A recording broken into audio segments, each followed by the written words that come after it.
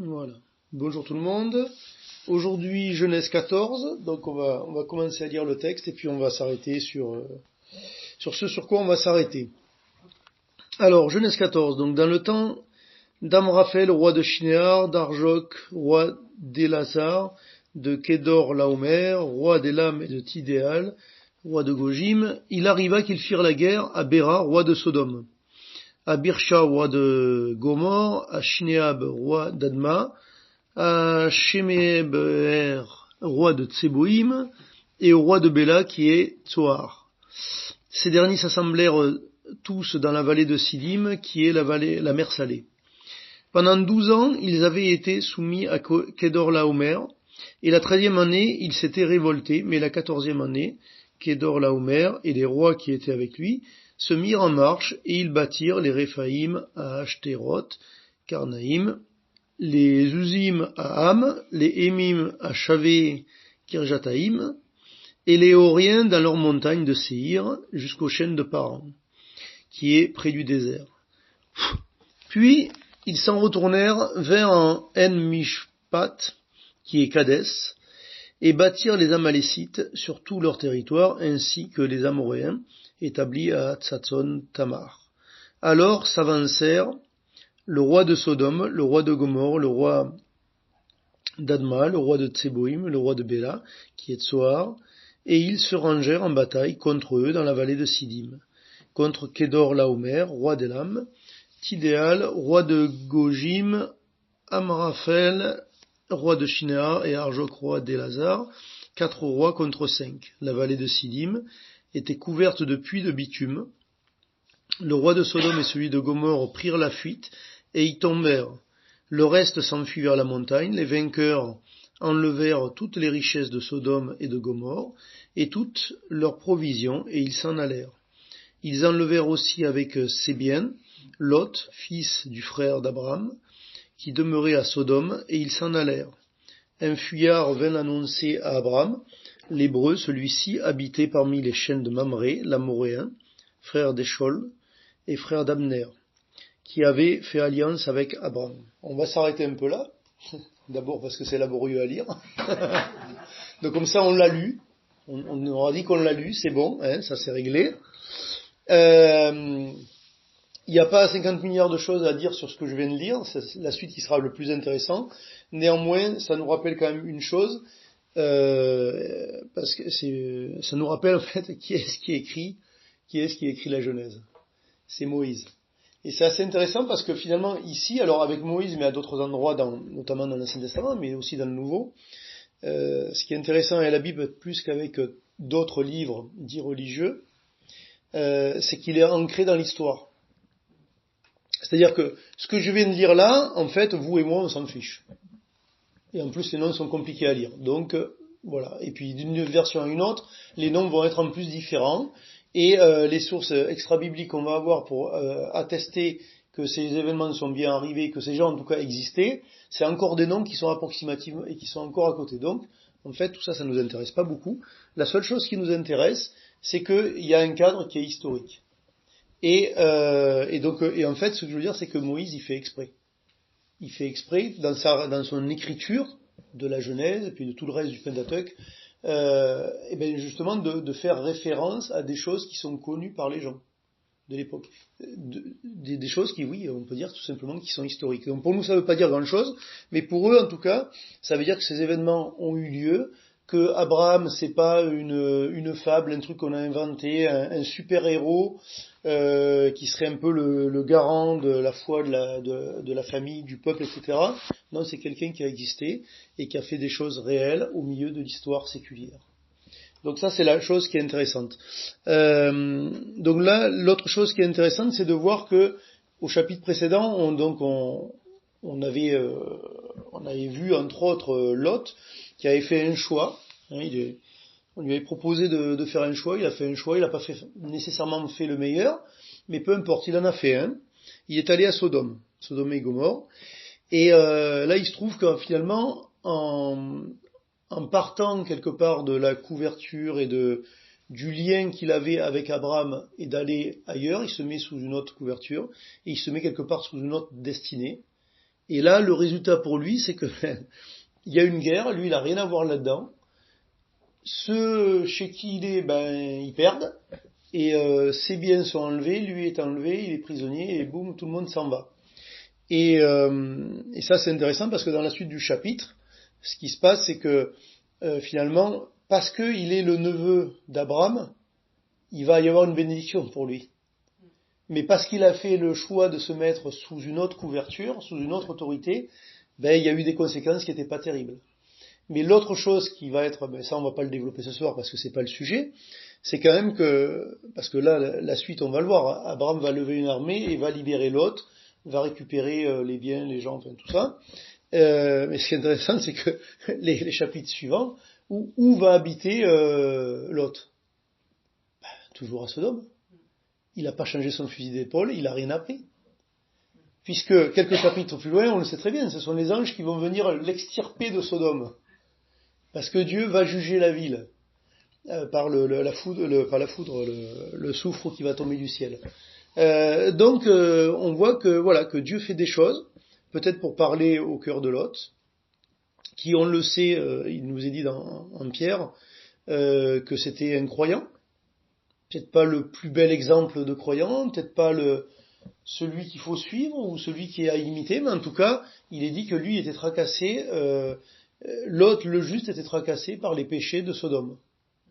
Donc au moins il était tracassé par les péchés de Sodome, même s'il était en plein au milieu, et qu'en plus il était même au bout d'un moment, on va dire, en tout cas il faisait partie des dirigeants de la ville, puisqu'il siégeait à l'entrée de la ville avec les anciens. Donc en plus d'être pas forcément au bon endroit, avec des gens qui sont pas franchement attestés par Dieu, en plus, il avait même un tant soit peu de responsabilité là au milieu. Enfin bon, l'autre n'est pas le sujet. Donc maintenant qu'on a dit tout ça, on a en fait tout ce qu'on a lu jusque-là, donc c'est juste le cadre dans lequel les choses se passent. Si une chose, il nous est dit que les rois de Sodome et Gomorrhe sont tombés dans des puits. Il semblerait que la réalité de la situation soit plutôt qu'ils se soient cachés dans ces puits de bitume en fait. Et là encore, historiquement, dans cette région-là, effectivement, il y avait des puits de bitume qui existaient là et qui n'existaient pas forcément à quelques centaines de kilomètres ailleurs. Par exemple, quand c'était comment? C'était... attendez, le bitume, c'était... oui, quand ils ont commencé quand à Shinéar, en fait, quand à Babylone, ils ont commencé à construire la tour de Babel, donc c'est pas au même endroit. C'est pas avec le même bitume qu'ils ont construit. Le mot en hébreu n'est pas le même. Ça parle pas du même bitume. Là, c'est un bitume de pétrole, et les autres, c'était un bitume de je sais plus trop quoi, de végétaux. C'était pas la même chose. Quand il est dit qu'ils ont remplacé les pierres par des briques qu'ils ont fait avec donc le bitume qui servait d'enduit, etc. C'était pas le même mot. Et effectivement, ça correspondait pas au même bitume qu'il se trouve ici, où il y avait des puits dans lesquels effectivement ils pouvaient tomber. Mais pourquoi je dis qu'ils sont pas juste tombés, c'est que de toute façon le roi de Sodome il réapparaît quelques versets plus loin. Donc je pense qu'ils se sont plutôt cachés, eux dans les puits de bitume, et des fuyards sont allés vers la montagne. L'autre chose qui est importante pour nous ici, au verset 13, il dit donc un fuyard vint l'annoncer à Abraham, l'hébreu, celui-ci habitait parmi les chaînes de Mamré, l'Amoréen, frère d'Échol et frère d'Adner, qui avait fait alliance avec Abraham. Ici, il y a plusieurs choses. Première chose, c'est que c'est le premier endroit où il est dit de quelqu'un qu'il est hébreu. Alors, on pense que hébreu, ça vient de Héber, qui est un des ancêtres d'Abraham. Il y en a qui ont d'autres idées, mais on va pas les développer. En tout cas, on va partir de là, et on va pas forcément dire grand-chose de plus. Autre chose qu'on voit ici, c'est que là où était situé Abraham, il a fait une alliance avec des gens autour de lui. Ce qui veut dire que le verset suivant va nous dire, verset 14, dès qu'Abraham eut appris que son frère avait été prisonnier, il arma 318 de ses plus braves serviteurs nés dans sa maison, et il poursuivit les rois jusqu'à Dan. 318 personnes. Donc, comme je l'ai dit les semaines précédentes, Abraham, il vivait pas seul dans une petite hutte avec quatre pèlerins autour de lui. Lot, sa femme et puis 2 serviteurs. Non. Là, il lève une armée de 318 personnes. Et on peut penser qu'en fait, ils sont allés faire la guerre à plus que 318, Parce que justement, le verset 13 nous dit qu'il y avait une alliance avec Aner, avec où est-ce qu'il est avec Mamré, avec Aner et Eshcol. Et donc du coup c'était certainement des gens qui étaient assez puissants dans le coin et qui ont dû certainement lui prêter main forte. Mais enfin lui était quand même déjà capable de lever une armée de 318 personnes. Voilà. Ce qui veut dire qu'il n'était pas juste perdu dans un petit coin. Chose qui est à noter ici, c'est que Abraham, alors que finalement on pourrait se dire, Abraham, il y a peut-être un petit litige entre Abraham et Lot quand même. Hein, le chapitre d'avant, bon d'accord, il le laisse choisir, Lot il choisit quand même ce qui paraît être la bonne part, même si c'est pas la bonne. Mais surtout, Lot choisit, alors que c'est pas lui qui devrait choisir. Donc il pourrait y avoir un petit contentieux entre eux. Et Abraham, il tergiverse pas. Il apprend que son neveu a été pris prisonnier. Il a les moyens de faire quelque chose, et de suite il lève une armée et il y va. Et bon, en l'occurrence, il va arriver à quelque chose. Verset 15, il divisa sa troupe pour les attaquer de nuit, lui et ses serviteurs, il les battit et les poursuivit jusqu'à Shoba, qui est à la gauche de Damas. Donc ça veut dire qu'ils sont allés un peu loin, parce que Damas, c'est pas là à côté, hein, c'est en Syrie, c'est un petit peu plus loin. Il ramena toutes les richesses, il ramena aussi Lot, son frère, avec ses biens, ainsi que les femmes et le peuple. Chose qui est aussi à noter avec Abraham. Abraham décide d'être miséricordieux, il décide d'être bon. On va faire ça un peu simplement. Parce que à plusieurs reprises, ici, et même déjà dans le chapitre précédent, il parle de Lot comme étant son frère. Alors je sais que ça veut dire que c'est un membre de sa famille, ça ne veut pas forcément dire son frère. Mais Lot n'est pas son frère. Quand on parle d'un frère, on parle de quelqu'un qui est au même niveau. Là, en l'occurrence, non. Abraham, il est l'oncle, et Lot est le neveu, et qui plus est, Lot n'a plus de père depuis longtemps, donc quelque part, c'est justement son oncle qui, quelque part, lui sert de père.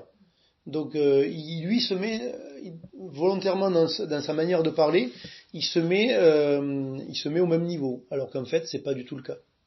Sans parler des promesses qu'il a reçues de Dieu, etc., qui le met encore à un autre endroit. Donc il bâtit, donc il ramène tout le monde donc. Et puis là on arrive sur le passage qui est intéressant dans ce chapitre. C'est là où on a trois personnages qui apparaissent. Là aussi, la manière dont les choses sont écrites et l'ordre dans lequel c'est écrit et ce qui est répété a de l'intérêt. Il est dit au verset 17, après qu'Abraham fut revenu vainqueur de Kédorlaomer et des rois qui étaient avec lui, le roi de Sodome sortit à sa rencontre dans la vallée de Chavé, qui est la vallée du roi, donc là où ils ont été défaits militairement. Verset 18, Melchisédek, roi de Salem, Salem ça signifie paix, et Melchisédek c'est roi de justice, fit apporter du pain et du vin, il était sacrificateur du Dieu très haut. Il bénit Abraham et dit, béni soit Abraham par le Dieu très haut, maître du ciel et de la terre. Et là, on va juste s'arrêter un petit peu. Les versets suivants vont nous parler à nouveau du dialogue, pas à nouveau, vont nous parler du dialogue entre Abraham et le roi de Sodome. Et je vous ai dit que la manière dont les choses sont écrites ont de l'intérêt. Alors déjà, la signification des noms a de l'intérêt. Donc déjà, donc Melchisédek, c'est roi de Salem, parce qu'en fait, il était apparemment roi de Jérusalem, tout simplement. Et roi de justice, c'est ce que dit son nom dans un premier temps. Mais ce qui est notable ici, c'est que le verset 17 nous dit, on a l'impression que Abraham rencontre le roi de Sodome. Et en fait, il n'y a rien. Le verset suivant parle de ce qui se passe entre lui et Melchisédek, qui n'a rien à voir dans l'histoire, en fin de compte. En tout cas, pas à notre connaissance. Et ensuite, il va y avoir le bref échange, on va dire, de discussion entre Abraham et le roi de Sodome. Et alors, je vais revenir sur l'échange qu'il va y avoir entre les deux, mais l'ordre des choses est importante Parce que finalement, ce roi de Sodome, il représente quelque chose, Melchisédek représente quelque chose, et Abraham, il nous représente nous, si on peut dire. Et la discussion et les choix parce que ici, Abraham va faire un choix. Il va faire le choix de ne pas prendre certaines choses. Et il va faire le choix de reconnaître quelqu'un qu'il ne connaissait apparemment pas la veille. Donc ce Melchisédek, c'est intéressant parce que déjà tous les commentateurs sont d'accord, c'est un type de Christ. Bon, ça c'est pas très compliqué, déjà de par son nom, du fait qu'il est sacrificateur et du fait qu'ici il amène le pain et le vin qui seront les éléments de la scène dans le Nouveau Testament. Hein, et tout ça, ça nous fait penser au fait qu'il représente, oui, c'est un type de Christ. Autre chose, c'est que ici, Abraham va se positionner en dessous de Melchisédek. Et il va apporter sa dîme à Melchisédek. Alors, la dîme, on pourrait se dire, nous, quand on ne connaît pas plus que ça les traditions de ces époques-là, qui reviennent quand même à plus de 2000 ans avant Jésus-Christ, on pourrait dire, tiens, la dîme, c'est le Dieu de la Bible qui nous a inventé la dîme et qui nous a sorti le petit truc là, et qui a commencé avec Abraham en face de Melchisédek. Non, apparemment c'était quelque chose qui était assez courant à l'époque. Donner la dîme de son butin, de revenus, etc. C'est des choses qui se faisaient, et c'était donné soit effectivement à des sacrificateurs, donc d'autres dieux en l'occurrence, soit à des rois, effectivement, et c'était forcément un geste de soumission envers quelqu'un qu'on reconnaissait comme étant au-dessus. Et ici, c'est ce que va faire Abraham, et c'est très intéressant pour nous, à deux titres. Le premier titre, c'est pas peut-être la chose qui est la plus évidente dans le texte, mais malgré tout, ce qui est important ici, c'est que Melchisédek, on ne sait pas d'où il sort. L'Épître aux Hébreux, en Hébreux chapitre 7, va nous parler de Melchisédek pour nous dire que la sacrificature qui vient de Christ dans la Nouvelle Alliance, elle est, selon la sacrificature de Melchisédek, elle est supérieure à celle de Lévi, donc celle évidemment des Juifs dans l'Ancien Testament. Pourquoi ? Parce que Lévi, c'est pas compliqué, c'est un descendant d'Abraham. Et Abraham, il est là en face de Melchisédek, il donne sa dîme à Melchisédek, et Lévi n'est même pas né, puisqu'il sera 4 générations plus tard. Donc du coup, il y a un ordre de priorité dans la sacrificature qui est proposée ici. Mais une chose, c'est qu'on ne sait pas d'où il vient, mais ce qui est dit, c'est qu'il est sacrificateur du Dieu très haut. Et tout à l'heure, je vous ai dit, rappelons-nous, c'est Moïse qui a écrit la Genèse, c'est Moïse qui a écrit tout le Pentateuque. Et il l'écrit, encore une fois, pour s'adresser en premier lieu aux Hébreux qu'il a en face de lui. Lui, va lui arriver quelque chose de similaire. Pas exactement la même chose, mais un peu similaire. Qui est-ce qu'il va rencontrer quand il va être dans le désert avec le peuple ? Il va rencontrer son beau-père, Jéthro, qui est un sacrificateur du Dieu très haut, et pourtant, lui aussi, il est en dehors du tronc commun. Il est en dehors de la révélation principale de Dieu pour l'humanité qui passe par Abraham et sa descendance. Et pourtant, c'est quand même un sacrificateur du Dieu très haut. Et là, Melchisédek, c'est pareil. Et du coup, la première chose à laquelle on doit penser, en tout cas un tant soit peu, c'est que des fois, on a la question qui nous est posée de dire, mais il y a des endroits, les gens, ils n'ont jamais entendu parler de Christ. Comment ils font ? Là, je dirais, mais moi, je lis Genèse, là, et je me dis, mais Dieu a parlé à Abraham. Apparemment, il semble avoir parlé à personne d'autre. Donc, tous les autres, ils sont foutus, quoi. Et puis là, t'as un gars qui sort de nulle part, qui est sacrificateur du Dieu très haut, et en plus, même, il va être considéré dans la scène qui est ici, et même ailleurs dans les Écritures, en Psaume 110 par David, par exemple, comme étant d'une certaine manière supérieur à Abraham. Donc, ce que je veux dire par là, c'est que nous ne savons pas tout, et Dieu est capable de se révéler aux uns et aux autres, selon l'ouverture de cœur qu'il y a. Maintenant, ici, la deuxième chose, c'est qu'effectivement, ce Melchisédek, il est un type de Christ. Il y a des gens qui pensent que c'est Jésus-Christ préincarné. Je pense que c'est pas le cas. Mais par contre, tout le monde est d'accord que c'est un type de Christ, et que c'est ce qu'il représente.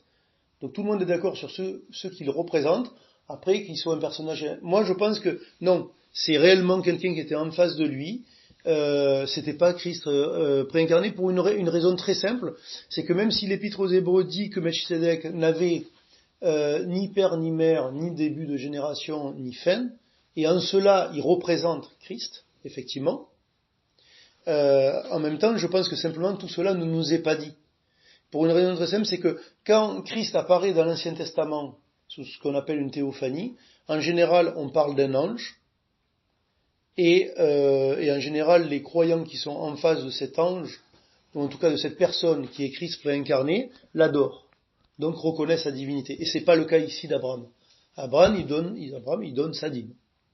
Il reconnaît simplement le statut de la personne qui est en face de lui. Pas plus. Donc on lit la suite. Donc oui, juste au verset 19, comment il s'appelle, Melchisédek, donc, il bénit Abraham et dit, béni soit Abraham par le Dieu très haut, maître du ciel et de la terre. Et vous allez voir ce qui se passe à la suite. Béni soit le Dieu très haut qui a livré tes ennemis entre tes mains, et Abraham lui donna la dîme de tout. Le roi de Sodome dit à Abraham, donne-moi les personnes et prends pour toi les richesses. Abraham répondit au roi de Sodome, je lève la main vers l'Éternel, le Dieu très haut, maître du ciel et de la terre, et je ne prendrai rien de tout ce qui est à toi, pas même un fil, ni un cordon soulier, afin que tu ne dises pas, j'ai enrichi Abraham, rien pour moi. Seulement ce qu'ont mangé les jeunes gens, et la part des hommes qui ont marché avec moi, Aner, Eshkol et Mamré, eux, ils prendront leur part. Donc vous voyez bien que les gens avec qui il avait fait alliance, là où il vivait, l'ont suivi dans cette bataille. Et ici, ce que je trouve intéressant, c'est ça, c'est qu'en fait, Melchisédek, il arrive au milieu de cette discussion entre Abraham et Sodome, et le roi de Sodome, et en fait, Abraham va avoir une bonne attitude, il va dire des choses qui sont correctes, et il va faire des bons choix, mais finalement, pourquoi il fait ces bons choix? Parce qu'il a rencontré Melchisédek. Et pour nous, c'est quoi? C'est parce que nous avons rencontré Christ, c'est parce que nous rencontrons régulièrement Christ que nous pouvons faire les bons choix dans les situations de la vie. Et preuve de ça, c'est ce qui est écrit ici. Verset 19, c'est Melchisédek qui parle. Il bénit Abraham et il dit, béni soit Abraham par le Dieu très haut, maître du ciel et de la terre. Et un petit peu plus loin, quand Abraham parle à Sodome, verset 22, Abraham répondit au roi de Sodome, je lève la main vers l'Éternel, le Dieu très haut, maître du ciel et de la terre. En fait, il reprend exactement les mêmes mots que Melchisédek. Et je pense que c'est pas un hasard. C'est pas juste, on répète la même chose, ça fait bien, ça fait liturgique. Non. Je pense que simplement, le fait de rencontrer Melchisédek, il se passe quelque chose dans la vie de Abraham. Et deuxième chose, c'est que cette formulation-là permet aussi à Abraham de découvrir Dieu d'une manière encore différente que précédemment. Il a un Dieu qui lui a parlé, qui lui a fait des promesses, pour lui personnellement, on l'a vu déjà dans le chapitre d'avant, on le verra encore dans le chapitre d'après, puisque la promesse va être à nouveau réitérée, on va rajouter des choses, et il va y avoir même le chapitre suivant un contrat qui va être conclu entre Dieu et Abraham, et d'une manière typique, on va dire, mais là où il voit que Dieu est encore différent, c'est que c'est le Dieu du ciel et de la terre. Ça veut dire que tous les gens qui étaient autour de lui croyaient dans des dieux, X ou Y, peu importe, plutôt du polythéisme, des esprits, ce que vous voulez, un peu comme aujourd'hui les gens y croient à plein de choses, mais finalement c'est quoi ça? Ça c'est le ciel. Et sur terre on se débrouille.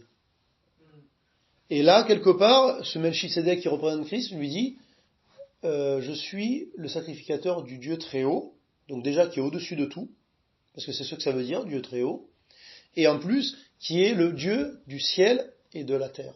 Et la chose qui est importante, et ça c'est important pour nos vies à nous, c'est que nous connaissons le Dieu vivant, le seul Dieu qui est vrai, et le seul Dieu qui fait un trait d'union entre le ciel et la terre.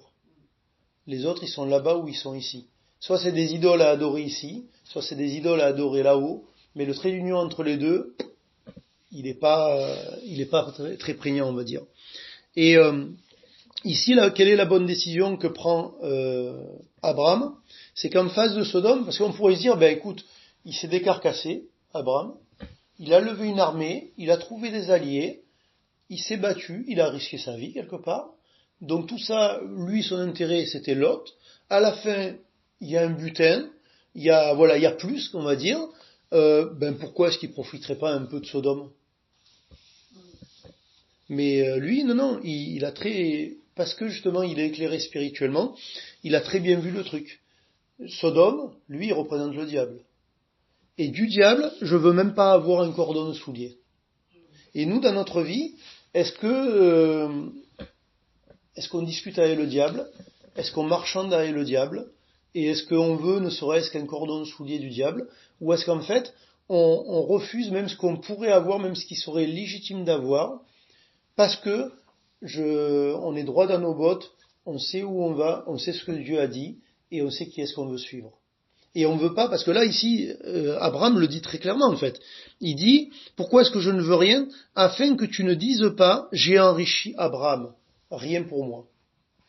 Est-ce que nous, dans notre marche spirituelle, vis-à-vis peut-être des convoitises de ce monde, des propositions de ce monde qui ne sont pas nécessairement de Dieu, est-ce que je dis rien pour moi? Ou est-ce que, on va quand même couper la poire en deux? Hein? Un peu là et puis un peu là. Puis on va essayer de manager un peu dans tout ça. Ça sera quand même pas trop mal. Et en plus, c'est quand même légitime. C'est quand même des carcassés, quoi. Ouais, c'est peut-être légitime, mais Dieu s'en fiche. Dieu, il veut que tu prennes pas un cordon de Sodome, parce que c'est Dieu qui va donner. Et ce qu'on avait dit la semaine dernière, mais pas en dehors de l'enregistrement, c'est que Abraham, en tout cas en partie, il fait un peu la même chose que dans le chapitre précédent, dans son histoire avec Lot, c'est-à-dire qu'il laisse choisir Lot. Donc ça veut dire qu'en fait, il part de l'idée que c'est pas lui qui va prendre les promesses de Dieu, c'est Dieu qui va les lui donner. Et là, ici, c'est pareil, il ne prend rien, il reçoit de Dieu. Et est-ce que nous vivons d'une manière où nous allons nous mettre en position où je veux recevoir de Dieu et je ne veux pas prendre les choses, même ce que Dieu veut donner, mais c'est lui qui va le donner. C'est pas moi qui vais le prendre parce qu'à un moment donné, il a dit quelque chose. S'il l'a dit, il va le donner. Je dirais que plus tard, on a le roi David, on a David qui, avant d'être roi, a la même attitude. Samuel le oint roi sur Israël, il n'est pas encore roi, Saül est encore là, et lui dit, mais voilà, pour le coup, oui, il prend pas un cordon.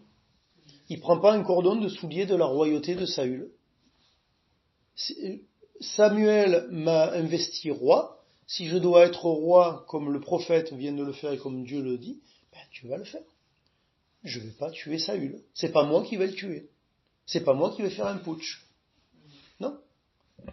David va même plus loin parce que même quand son fils va faire un putsch contre lui, d'une certaine manière, il va presque pas se défendre, partant de l'idée que Dieu fait ce qu'il veut et que Dieu peut enlever la royauté à David.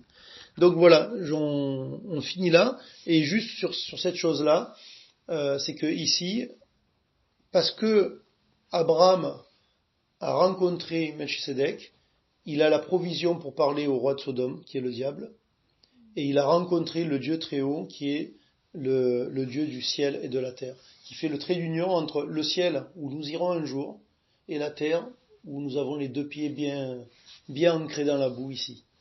Voilà, Amen.